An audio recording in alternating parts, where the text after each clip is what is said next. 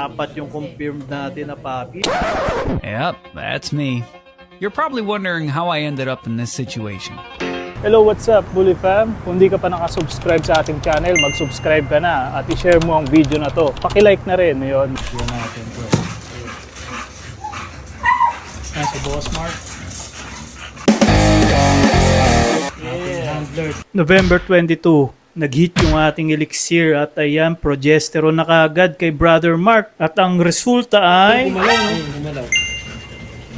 Dito kasi inaabangan natin mag 11 to 15 hanggang sa pataas, dun tayo magpapa-stud. Ang tawag dyan, progesterone test. At makalipas ang 4 na araw, ayan, uulitin natin para malaman natin kung peak na ba. Ang ganda pa ng intro ko dyan, oh. Ngiting-ngiti, pero biglang mag-iiba dahil... Pambihira, di ba?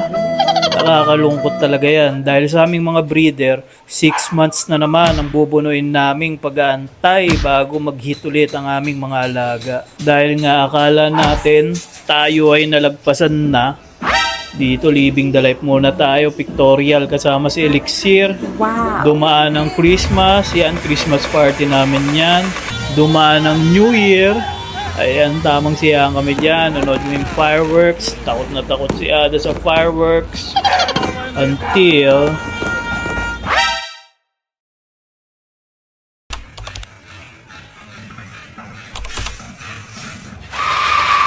Sa wakas, yung pinakaantay natin, dumating na. Nagpalipas lang tayo ng 2 araw para saktong-sakto sa peak. At ginaya na namin si Elixir. May idea na ba kayo kung saan nating dadalhin si Elixir? Pakaway-kaway pa tayo dyan. Siyempre, tuwan-tuwa tayo. Nag-hit yung Elixir natin ulit makalipas ang ilang buwan, di ba? Ang plano dyan, kinabukasan pa si Elixir i-stud. Kinabukasan kasi, parehas kami ng stud owner, magiging busy. Mamaya makikilala nyo yung stud owner. Yan, biyahe tayo mula Tandansora, QZ hanggang Binangonan. Yo, what's up guys? Ayun, nandito na tayo ngayon. Dumating na tayo sa Binangonan.